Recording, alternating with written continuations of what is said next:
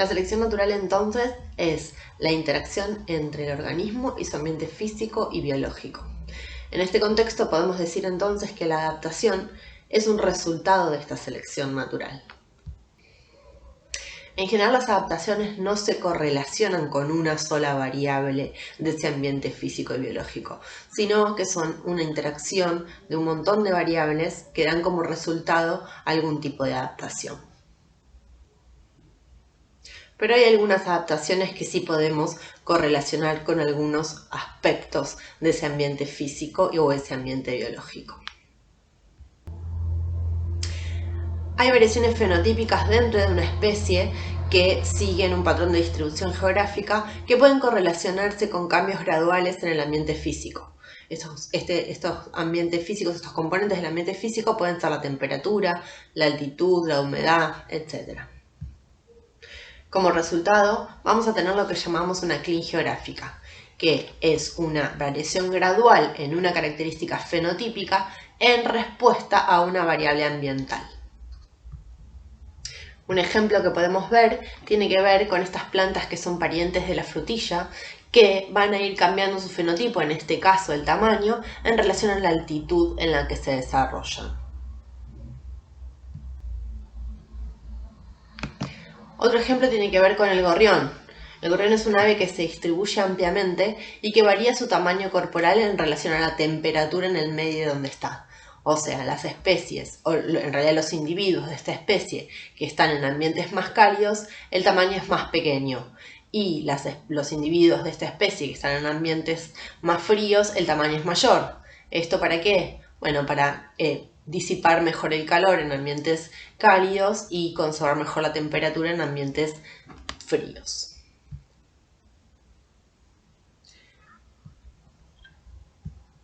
Ahora, teniendo en cuenta toda esta variabilidad, podemos decir también que una especie en muchos hábitats distintos pueden presentar características ligeramente distintas en cada uno de esos hábitats. Eso es lo que vamos a llamar ecotipos. O sea, en animales, en especies ampliamente distribuidas que están en distintos tipos de hábitat y que vamos a ver esa variación relacionada con estas características físicas, ¿no? Dentro de esa clín geográfica, también vamos a identificar ciertas cuestiones homogéneas dentro del mismo ambiente. O sea, volviendo al ejemplo de los gorriones, todo, si bien es una especie que se distribuyen ampliamente y la podemos dar como ejemplo de clín geográfica, cada una de esas poblaciones que se distribuye en ese ambiente particular va a ser un ecotipo. O sea, los gorriones de mayor tamaño relacionados con las temperaturas bajas van a ser un ecotipo, ¿sí? Una población que se somete a esas presiones ambientales similares, y los individuos más pequeños van a ser otro ecotipo. Pero todo dentro de la misma especie y todo respondiendo a estas variaciones en las cuestiones ambientales geográficas. La adaptación entonces al ambiente biológico es lo que llamamos coevolución. Es una adaptación recíproca entre especies que no están estrechamente emparentadas. Vamos a tener un montón de ejemplos de coevolución. Uno de ellos tiene que ver con los abedules, que son unos árboles bastante comunes y característicos en el hemisferio norte, y las liebres de Alaska. Estas liebres lo que hacen es predar sobre los troncos y las ramas de los abedules. Ahora, son unos bichos relacionados con los roedores que se desarrollan y se reproducen muy rápidamente.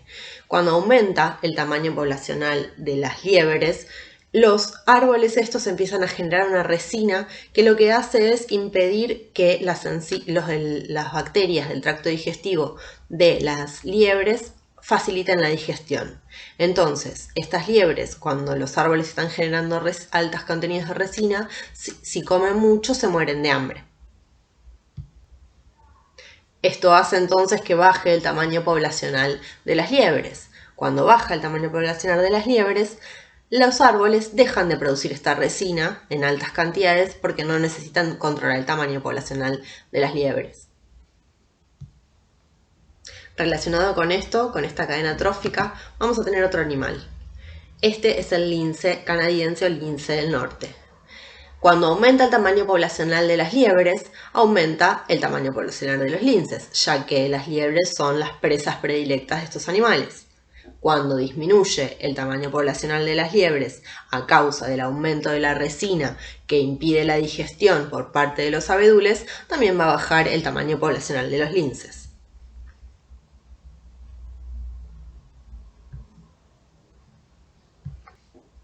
Otro ejemplo característico de la coevolución tiene que ver con la polinización.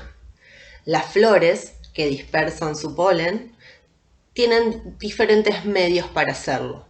Uno de ellos, que deben haber visto con Natalia, tiene que ver con el viento. La nemocoria es un modo de dispersión del polen a través del viento. Ahora, hay evidencias de que estas plantas producen nectarios. Esos nectarios tienen que ver con la atracción de animales para transmitir y llevar de un lado para el otro el polen. Se cree que es mucho más efectiva la polinización a través de animales que la que existe a través del viento. Entonces las plantas empezaron a generar estas estructuras que son los nectarios cada vez más complejas para atraer cada vez a más cantidad de polinizadores. Los insectos son unos típicos casos, las aves también, y los murciélagos son otros ejemplos de polinizador de las plantas. Otro ejemplo de coevolución tiene que ver con el mimetismo. El mimetismo tiene que ver con el efecto de semejanza de los animales con el ambiente. Vamos a tener de dos tipos, el mimetismo mulleriano y el batesiano. El mulleriano tiene que ver con algo que llamamos coloración aposemática, o sea, con toda la coloración llamativa que vamos a encontrar en el reino animal, como el de estas mariposas o estas ranas, que imitan esos colores o que portan esos colores entre las tonalidades del rojo, el naranja, el amarillo, que generan advertencia a los depredadores. O sea, que les dicen que si se los comen, algo les va a pasar. No estábamos hablando directamente de muerte, pero o se pueden intoxicar o tienen un sabor feo. Por el otro lado tenemos el mimetismo batesiano. Esto quiere decir que hay especies que no son venenosas o que no portan este sabor amargo o desagradable, pero que generan una coloración que imita o que mimetiza ese comportamiento. Para que este mimetismo batesiano o de copia funcione, va a tener que ver mucho el tamaño poblacional. Ahí tenemos el ejemplo de una víbora que se llama coral y una falsa coral al lado. La coral es venenosa y la falsa coral no. Ahora, si yo tengo una población o en un ambiente tengo muchos ejemplares o muchos individuos de la coral verdadera y pocos de la coral falsa, bueno, probablemente no sean predadas por ningún depredador porque cuando los depredadores inexpertos intentan comerla, bueno, van a sufrir algún tipo de consecuencias, en este caso van a ser graves porque son altamente venenosas.